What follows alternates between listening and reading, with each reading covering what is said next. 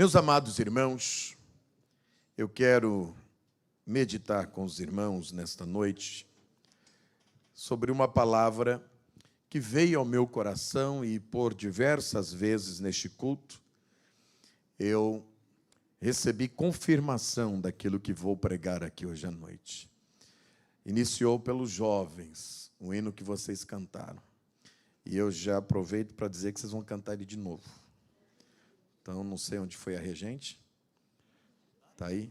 Maravilha. Está aí sentado, Cleber? Maravilha. Então, já deixa no jeito, tá bom? No gatilho, e depois todos nós vamos cantar este louvor que vocês cantaram. Amados, carta escrita por Paulo ao jovem pastor Tito. Carta escrita a Tito. O capítulo de número 2. Localize, por favor, esse texto da Escritura Sagrada. Nós faremos duas leituras em dois textos. O primeiro está aí em Tito, capítulo 2, verso 11.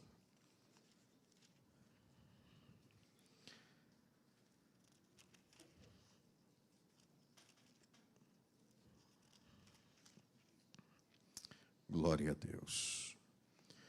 Tito, capítulo de número 2, versículo de número 11 a seguir.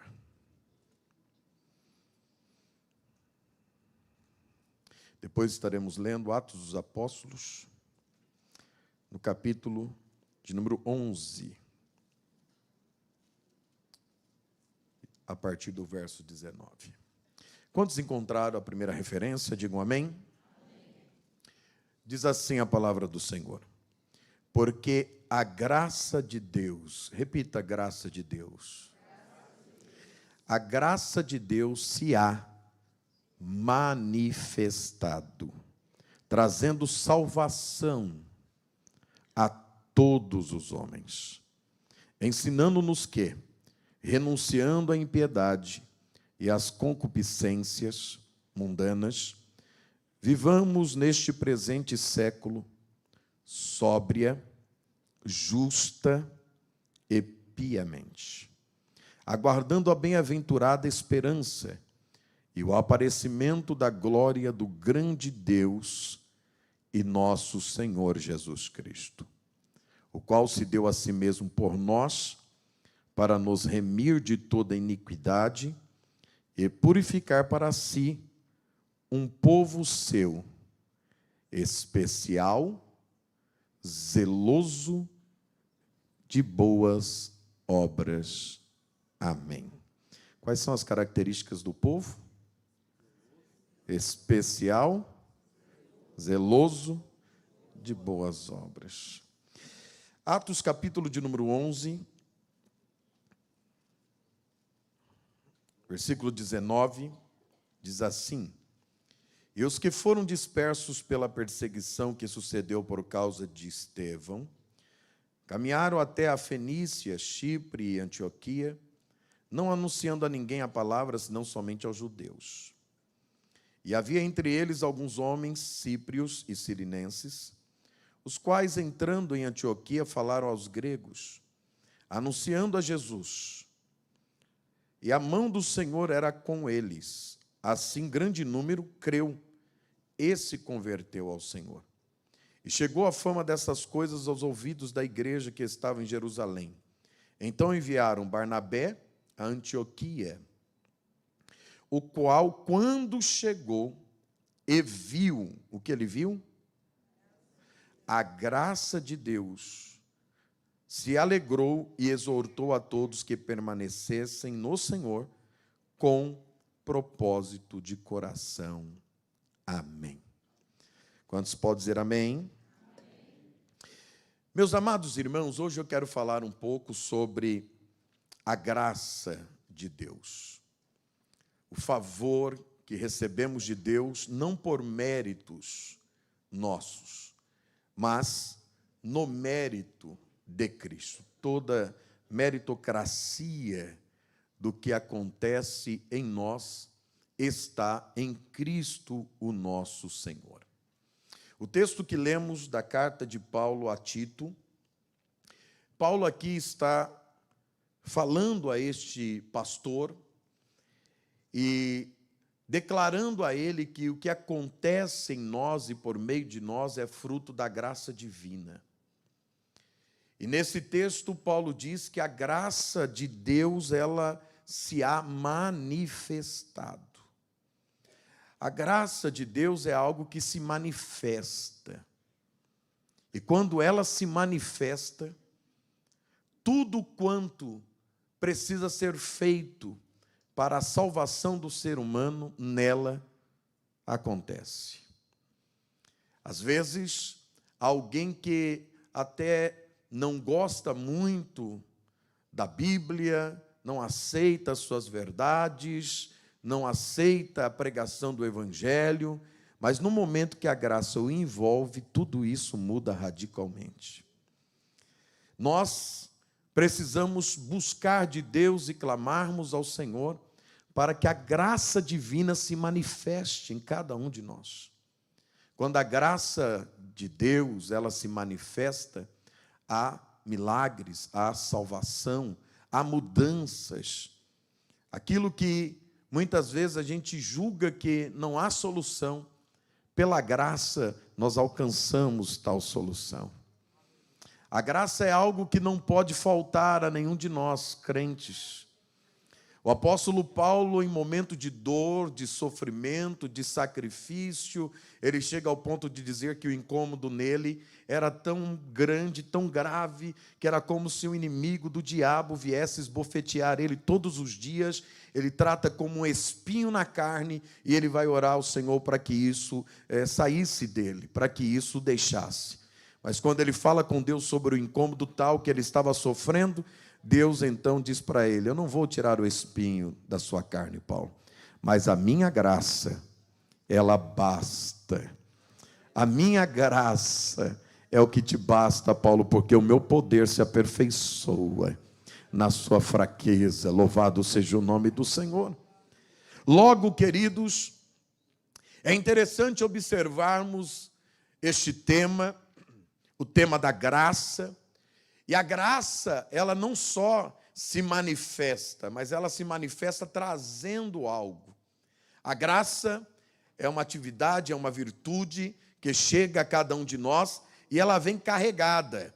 Neste texto, Paulo está dizendo, porque a graça de Deus se há manifestado, trazendo consigo salvação. Trazendo salvação a quem? A mim? A você? A um povo seleto, a alguém que eventualmente Cristo tenha escolhido, porque alguém que imagina que a graça de Deus é seletiva. Mas este texto diz que a graça de Deus se há manifestado trazendo salvação a todos os homens. Isso significa dizer que a graça de Deus, ela é suficiente. Ela é suficientemente capaz de salvar a humanidade inteira. Você consegue louvar a Deus pela graça dele aqui? Louvado seja o nome do Senhor. E nós cremos que a salvação é uma obra de Deus, que Deus faz por seu amor, por sua misericórdia, e é estendido a nós pela graça que ele oferece a todos os seres humanos. O segundo texto que nós lemos fala que a dispersão em Jerusalém, por ocasião do apedrejamento de Estevão, da perseguição do Sinédrio, fez com que os crentes, os irmãos da igreja, eles se dispersassem por todo o território, indo inclusive para a Etiópia, para Chipre. Então desceram, subiram, a Etiópia está ao norte, Chipre está abaixo, e eles foram indo para todos os lados. Só que aí alguns chegaram em Antioquia da Síria, e lá começaram a pregar o Evangelho. Começaram a falar de Jesus. Outros não queriam pregar, a não ser aos judeus, mas esses resolveram expandir a graça de Deus para um povo não judeu. E quando eles começaram a pregar, o Senhor começou a salvar. Glória a Deus. Os apóstolos ficaram em Jerusalém e não haviam percebido que a graça do Senhor não estava só operando em Jerusalém, Mas a graça do Senhor estava já operando em outras localidades também. E quando a graça opera, muda radicalmente o lugar. Um culto que você sente a graça de Deus é diferente. Você sente a graça de Deus até no canto de uma criança. Como nós hoje aqui sentimos, quando o departamento infantil estava louvando a Deus. A graça do Senhor estava envolvendo a nossa igreja.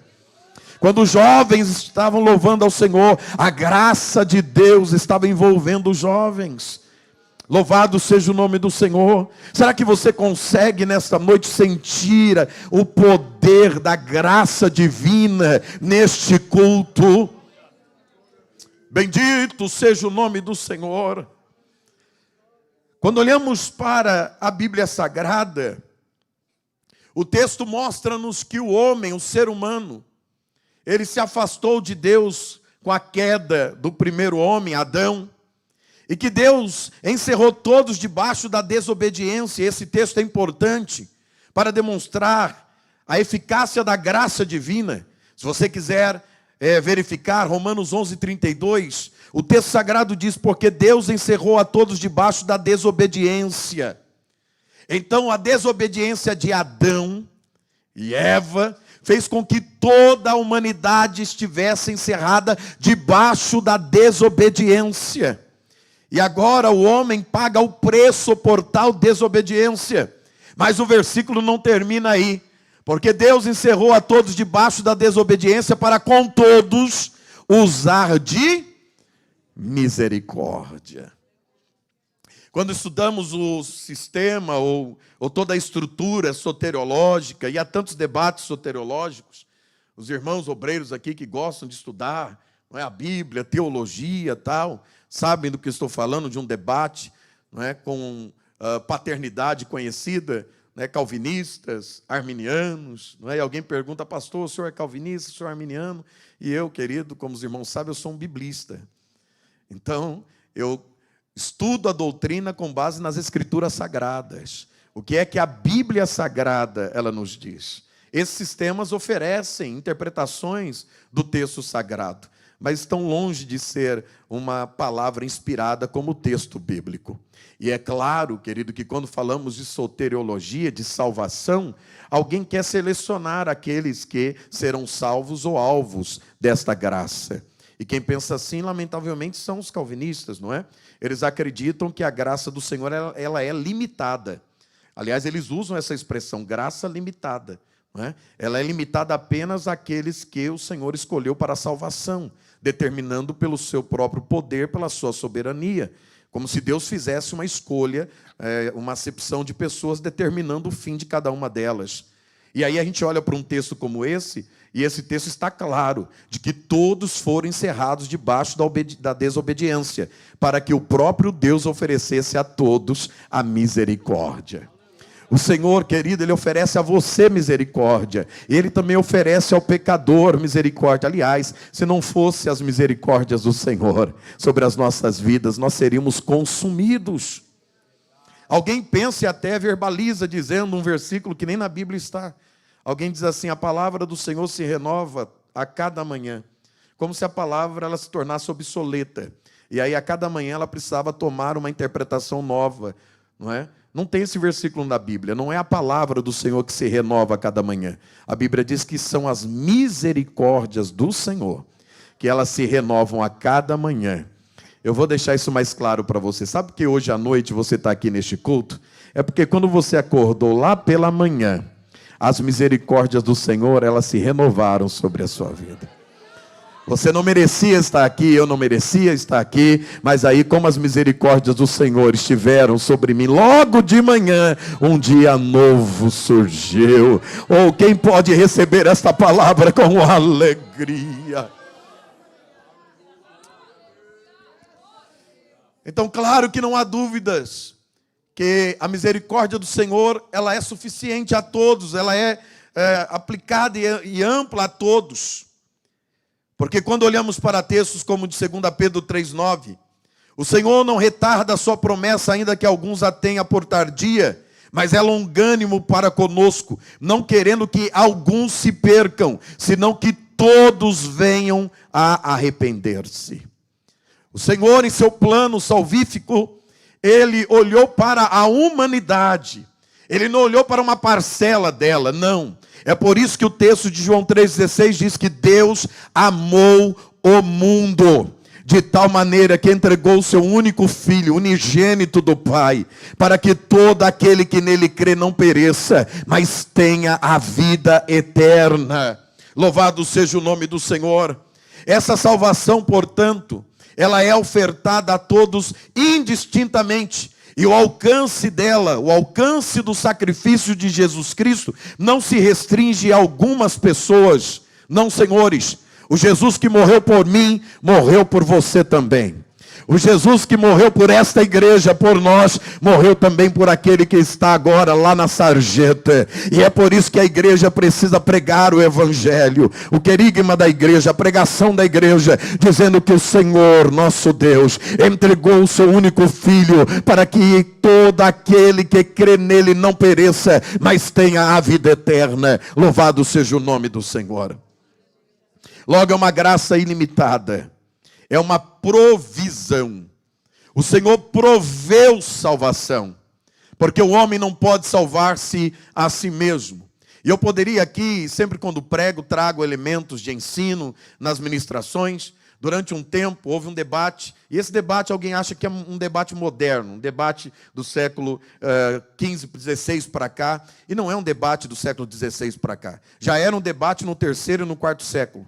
Quando você vê os discursos entre Agostinho de Hipona e você vê Pelágio, discutindo sobre o que depois passou a ser pelagianismo ou semi-pelagianismo. Pastor, não sei o que é que o senhor está falando, vou explicar. Na verdade, a discussão é quem é salvo ou quem salva e quem é o alvo da salvação. Pelágio acreditava que havia méritos humanos para a salvação. Sabe o que ele dizia? Ele dizia o seguinte: o homem precisa cooperar com a salvação. E Agostinho dizia, não, o homem não coopera com a salvação. A salvação é meritória em Cristo Jesus. E aí precisamos deixar algo claro. Primeiro, o homem não pode salvar-se a si mesmo. O homem é pecador, ele carece da salvação. O provedor da salvação é Jesus Cristo. É nele que alcançamos a salvação. E Agostinho de Hipona então escreve sobre isso, claro, enaltecendo a soberania divina e demonstrando que é Jesus quem salva. E Pelágio foi ali catalogado como um herege a seu tempo. Mas a igreja medieval se tornou semi-pelagiana. E o que é ser semi-pelagiano? É acreditar que sim, a salvação ela é um ato divino, mas ela também depende do ser humano. E o ser humano coopera para essa salvação. E aí chegamos, querido, ao momento que não houve alternativa senão romper com esse sistema, e veio a reforma protestante, dizendo o seguinte: nós precisamos voltar às Escrituras, sola Escritura. Precisamos voltar à palavra de Deus, é ela que nos mostra sobre qualquer tema doutrinário. E a partir daí é que começa então a se desenvolver esses sistemas que nós temos hoje. E a grande verdade, querido, é que não há mérito nenhum no ser humano no que diz respeito à sua salvação. O homem está morto em seus pecados. O homem está em queda, cerrado debaixo da desobediência. E o único que pode salvar o ser humano é o Senhor Jesus Cristo. Foi Ele que morreu na cruz do Calvário por nós. E esta mensagem ela é tão contundente que, se não fosse a graça, o que Wesley vai chamar de graça preveniente. E o que é que a graça preveniente faz? Ela chega antes. E ela aconteceu com você também. Se não fosse essa graça, você sequer ouviria falar do Evangelho. Quantas pessoas fecham os seus ouvidos, não querem ouvir, fecham os seus corações, não querem permitir que a palavra de Deus chegue lá. Mas aí vem a graça divina e quebra toda essa dureza. Louvado seja o nome do Senhor. Ativa o livre-arbítrio e a pessoa se abre para ouvir a palavra de Deus. E quando ela ouve a palavra do Senhor, esta palavra penetra, transforma, modifica, regenera, restaura, levanta. Oh, glória a Deus! Tudo isso é fruto da graça de Deus. Aleluias. Então Jesus não te salvou porque você é bonzinho. Jesus não te salvou porque você é bonitinho, até porque tem muita gente feia que Ele salva também. Salva ou não salva, irmão André? Salva. Não é? Jesus não te salvou porque você é alto, pula 3,90 metros do chão, e nem porque você é baixinho, se der um salto não chega a 1 metro de altura. Não. Jesus te salvou por meio de sua graça, isso é um favor, e você recebe de forma imerecida. Paulo falando sobre isso, ele diz, não vem das obras, para que ninguém se glorie. Ah, mas eu faço boas obras, por isso sou salvo. Não. Não fosse a graça divina, eu não estaria aqui nessa noite participando deste culto com vocês. Eu não estaria em cima deste altar falando a vocês, mas é porque a graça do Senhor me envolveu. Aleluia, eu não sei se você consegue sentir o peso desta palavra, mas você está aí porque esta graça lhe alcançou. Aleluia, o Senhor lhe entregou ela, lhe ofereceu ela, mesmo sem você merecer. Oh, glória a Deus, aleluias. Louvado seja o nome do Senhor. Por isso Paulo aos Romanos capítulo 5, verso 20, ele diz, sobreveio porém a lei para que a ofensa abundasse, abundou a ofensa no mundo inteiro. Mas aí ele diz, mas onde o pecado abundou? A ofensa veio ao mundo inteiro, todos cerrados debaixo da desobediência. O pecado se alastrou, o pecado universal. Todos pecaram e destituídos estão da glória de Deus. Só que aí Paulo traz essa informação. Mas aonde o pecado abundou, superabundou a graça. A graça ela é maior, a graça é mais eficaz, louvado seja o nome do Senhor, e é possível termos aqui múltiplos testemunhos.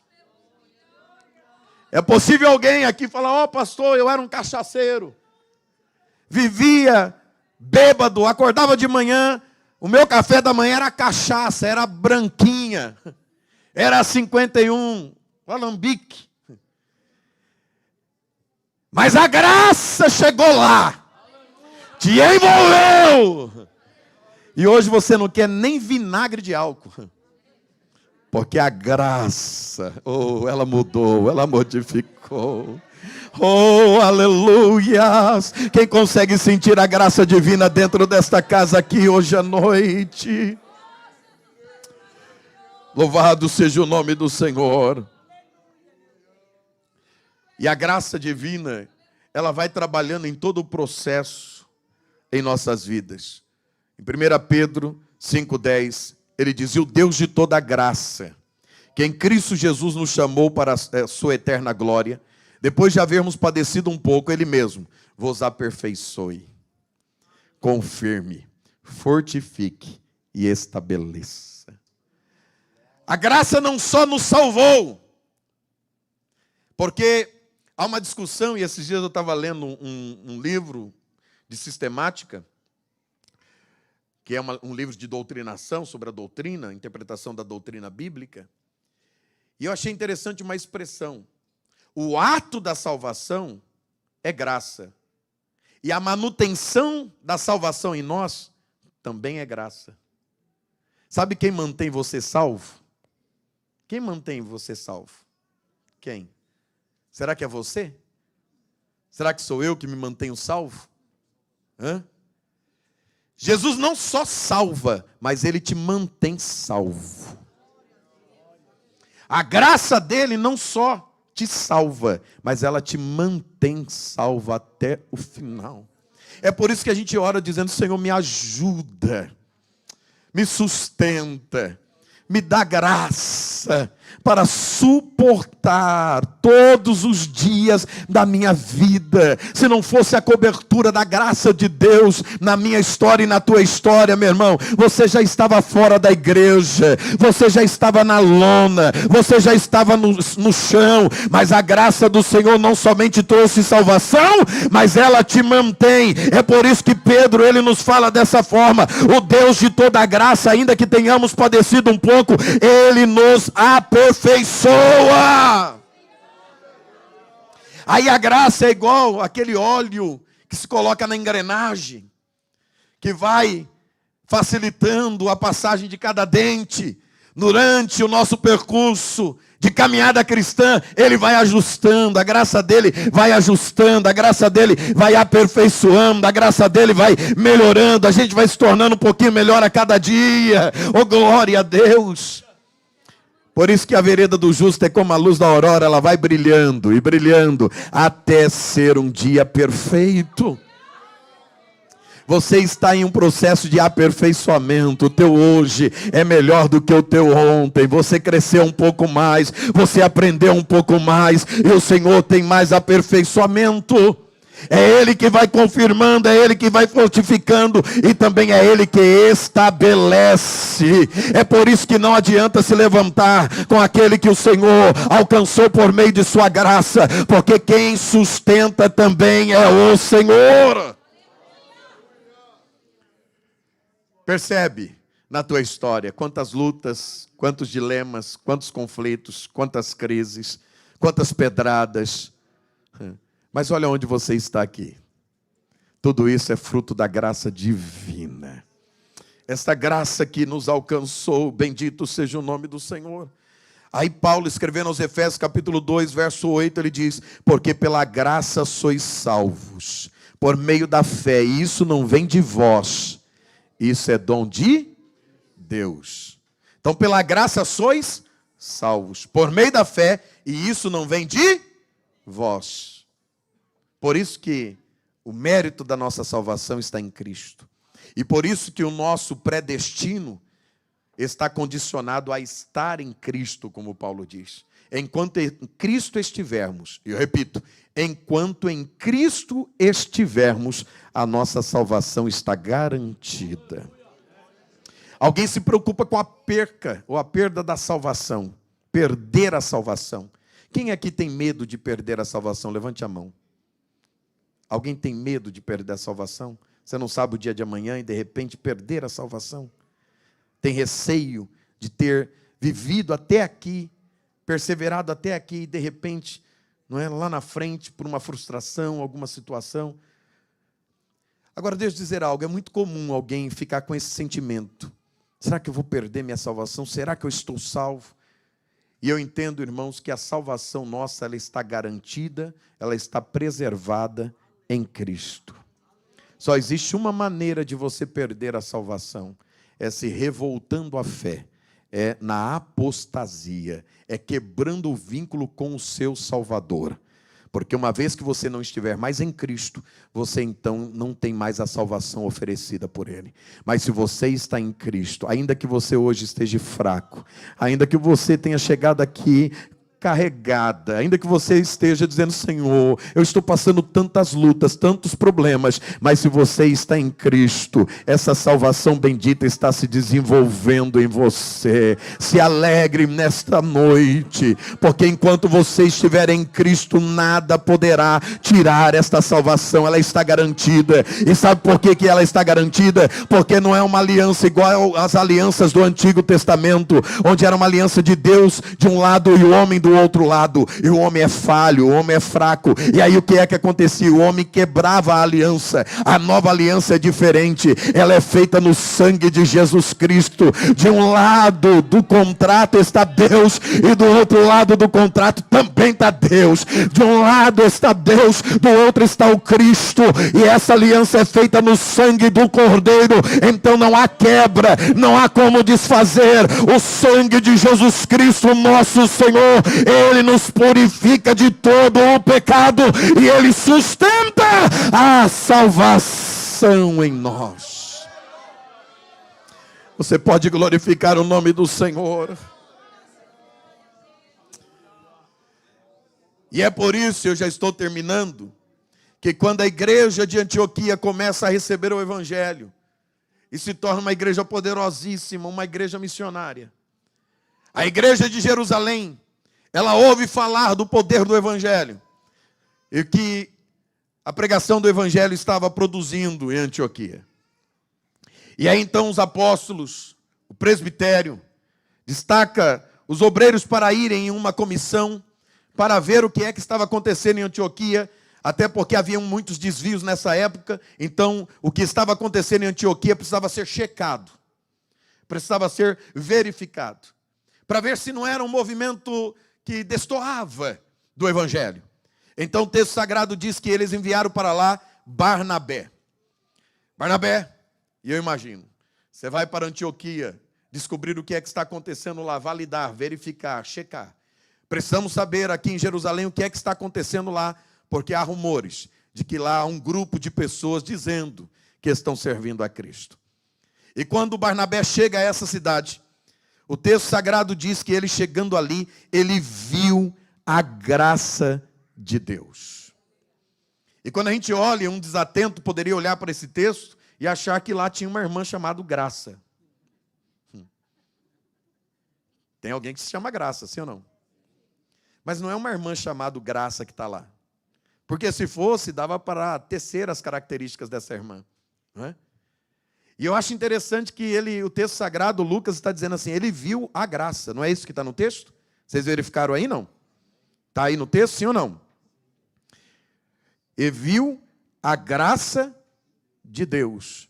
E aí eu pergunto para você o seguinte, qual era o rosto dessa graça? Qual era a cor da graça?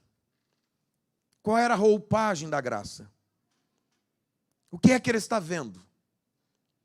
O que é que Barnabé viu, checou nos irmãos? A graça de Deus. Ele viu a graça de Deus. E é claro que aqui há uma estrutura de escrita do efeito causa ou do causa-efeito. Porque o que ele vê, na verdade, é o efeito. Ele não vê a causa. Ele vê o efeito da graça. E não a graça. Mas é possível identificar onde a graça se manifesta. Você não entendeu, mas eu vou repetir. É possível observar, ver onde a graça se manifesta. Porque Tito diz, no capítulo 2 e 11 que lemos, que a graça se há manifestado. E quando a graça se manifesta, os efeitos dela a gente vê. A gente sabe um culto que tem graça divina. A gente sabe um louvor quando ele está envolvido na graça de Deus. A gente sabe até quando o irmão dá glória a Deus e aquilo é fruto da manifestação da graça de Deus na vida dele. Aleluia. A gente sabe quando alguém está orando e está envolvido na graça de Deus. Meu Deus, que oração bonita. Esses dias eu vim aqui com as irmãs e vi a irmã Cida orando tão bonito. E, irmãos, eu fui tomado pela oração da irmã Cida que eu parei de orar. Perdi a atenção da minha própria oração e peguei carona na oração da minha Cida. Estava tão gostoso, irmão. É tão gostoso que eu fiquei, isso, Senhor, faz isso. É desse jeito aí mesmo, Senhor. Isto, vai por esse caminho mesmo. Estava tão gostoso. Como é gostoso quando alguém senta do teu lado e ele está envolvido da graça. Você consegue segurar a mão dessa pessoinha que está aí do seu lado?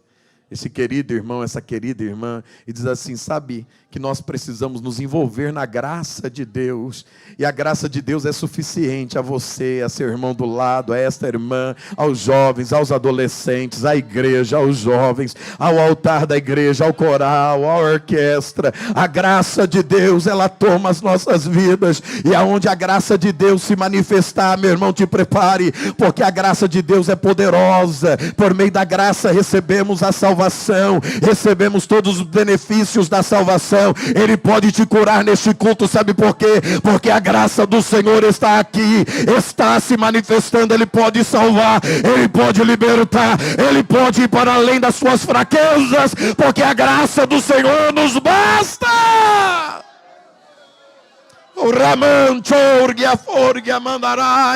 Receba a graça do Senhor, aleluia.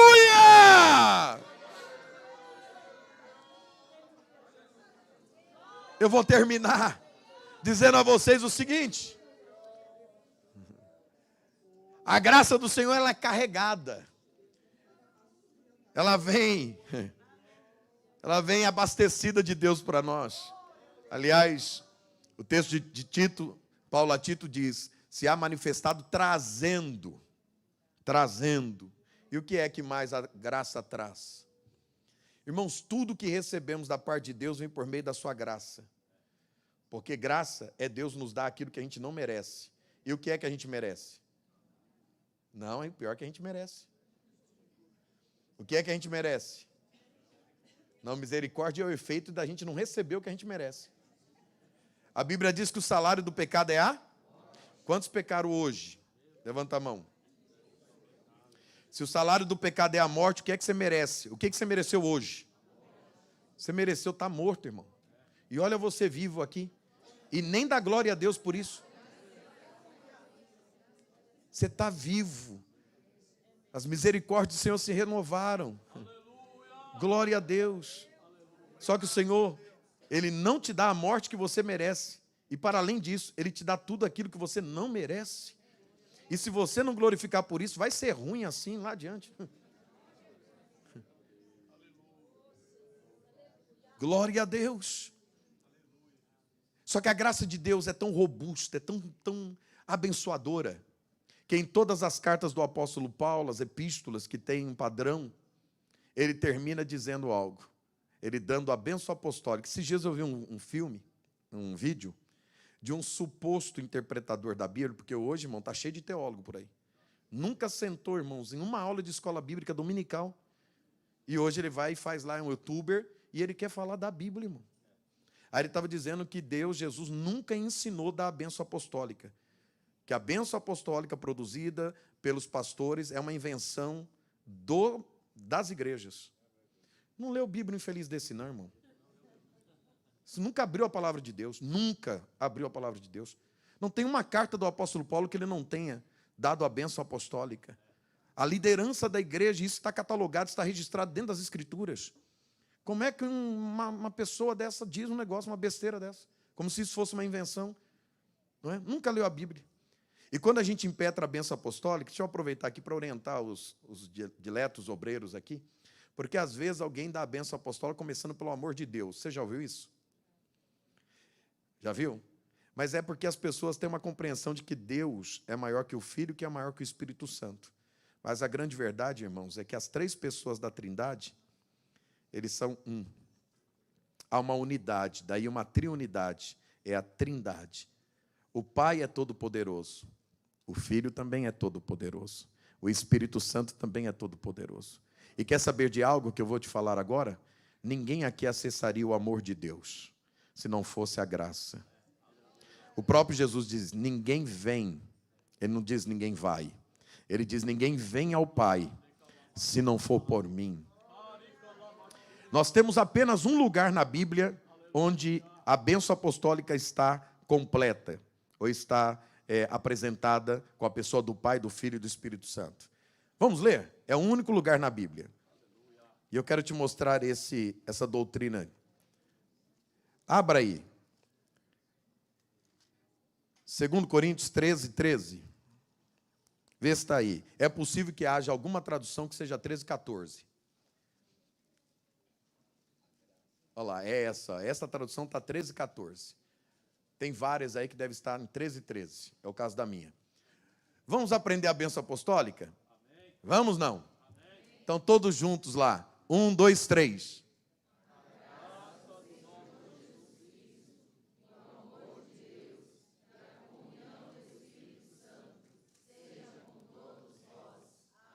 Eu vou ensinar essa igreja, se alguém dá a bênção apostólica aqui invertida. Deixa eu falar uma coisa para você. O que está aí está estruturado em doutrina. Sabe qual é a doutrina aqui? Nós não começamos pelo amor de Deus. Nós começamos pela graça de Cristo. É a graça de Jesus. Primeiro você entra pela graça. A hora que você entrar pela graça, que é o favor imerecido, a graça te envolve e você alcança o amor de Deus. Você alcança a comunhão do Espírito. A graça, irmãos, é tão poderosa que em todas as outras epístolas, e você pode ler o final de todas as outras epístolas, você vai ver que Paulo não trata dessa forma. Ele trata só dizendo o seguinte, que a graça do Senhor Jesus Cristo esteja com vocês. Amém. Porque na graça tem o amor, na graça tem a comunhão, na graça tem todas as bênçãos, é a graça do Senhor. Oh glória, bendito seja o nome do Senhor Jesus Cristo. É por isso que quando terminamos o nosso culto, nós impetramos a bênção apostólica. E você vai para casa todas as vezes recebendo ela. E hoje você vai receber de novo a graça do Senhor Jesus Cristo, o amor de Deus, o nosso Pai, a comunhão e a consolação do Espírito esteja com todos nós. E aí a gente estende as duas mãos para receber e sair da casa do Senhor abençoado. Você pode dar glória a Deus por isto.